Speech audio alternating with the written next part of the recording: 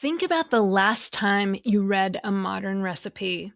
If you paid attention to the writing style and the directions, you might wonder why your cookbook is barking at you like a drill sergeant who can't be bothered to use complete sentences. Whisk eggs until well beaten. Fold in cheese. Simmer 8 minutes or until thickened. But wait, in any other context, if I told you whisk eggs, you might ask, which eggs? All of them? And why are you talking so weirdly and leaving out words like the? But in the kitchen, we don't just accept clipped, bossy language, we actually expect it.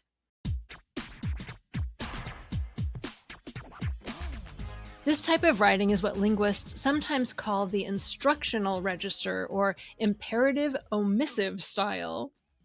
So let's take a closer look at why your favorite recipes sound so different from normal English, how they evolved from medieval sticky notes into scientific blueprints, and why the word recipe itself is actually a 2,000-year-old command.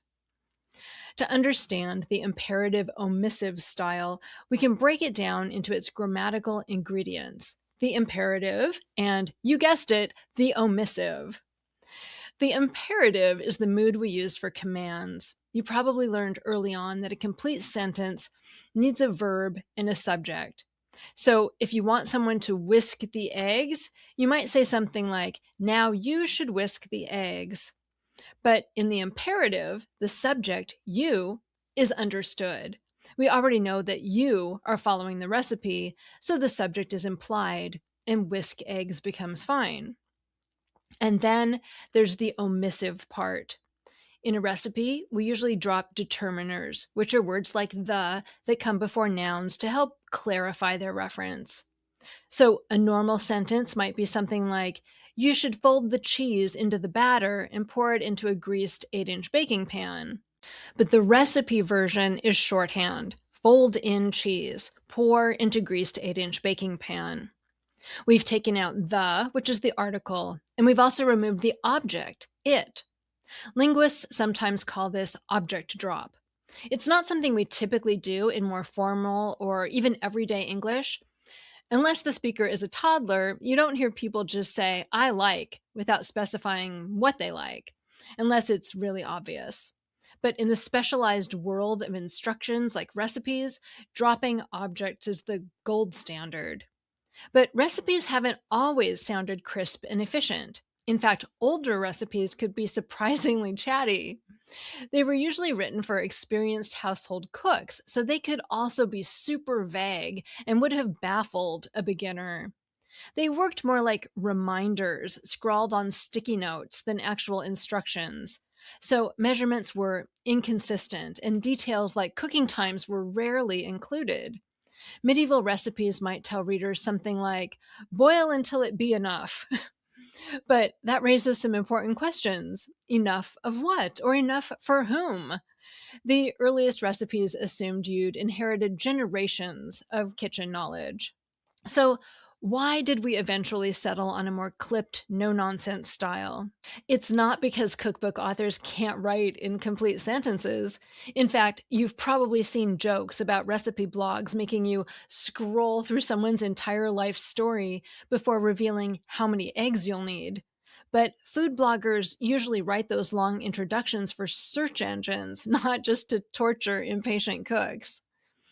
In the 18th and 19th centuries, cookbooks became more widely available to middle-class families. So instead of being memory aids for experienced cooks, they needed to function more as standalone instructions for ordinary people. And that kicked off a shift towards standardizing recipe writing. If your family had a Fanny Farmer cookbook, you actually had a book from a major player in the transformation of recipe writing. She's sometimes called the mother of level measurement, and she has a fascinating backstory. Farmer was born in 1857. As a teenager, she had a paralytic stroke that forced her to quit school, and she ended up helping in the kitchen at her family's boarding house, which became known for its delicious food.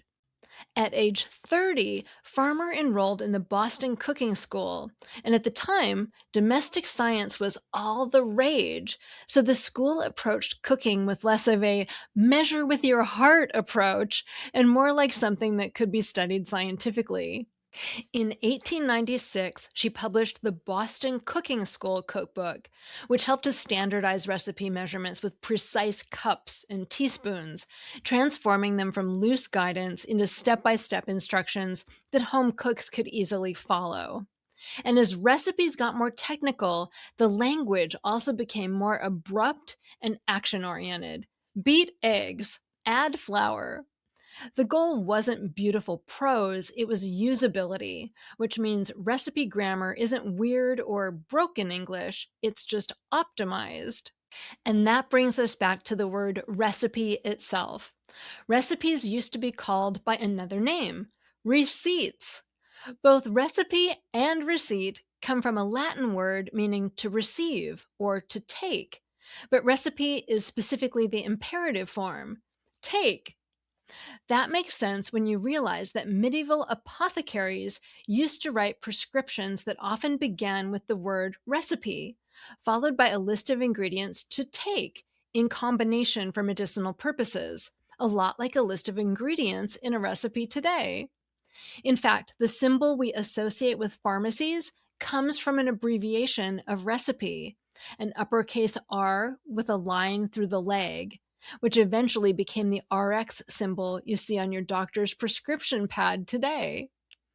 But outside of your local pharmacy, centuries later, your lasagna recipe is still bossing you around with basically the same grammatical mood. Strain noodles, add cheese. And recipes aren't the only place we do this, of course. Headlines, instruction manuals, and more use the same sort of structure. Local teacher wins award. Insert tab A into slot B. So recipes became standardized, and many publishers have internal recipe style guides, the same way newspapers have editorial style guides. Some of the standards include things like the ingredient order matching the usage order, standard measurements, and sequential directions cooks can follow step by step.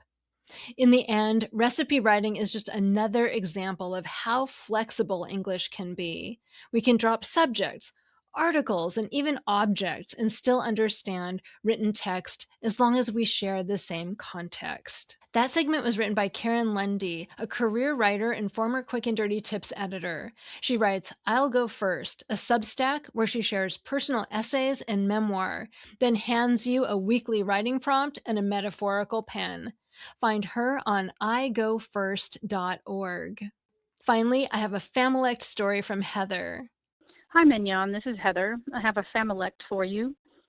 From my mom's side of the family, we say it's all gone to harpity, meaning we're out of something, out of supplies or groceries or something like that. When my mom was young, they lived near a store called Harper's. And so when they were out of something, I assume that, someone would say, we'll get it from Harper's, but as kids do, it got garbled up to all gone to harpity. So we still say when something's missing that we needed, oh, it's gone to harpity. So we know, put it on the list. We don't live near a Harper's anymore, of course, but the meaning is the same. Thanks, Heather. That's a great one. I love it. Grammar Girl is a Quick and Dirty Tips podcast, and I'm Mignon Fogarty, better known as Grammar Girl. That's all. Thanks for listening.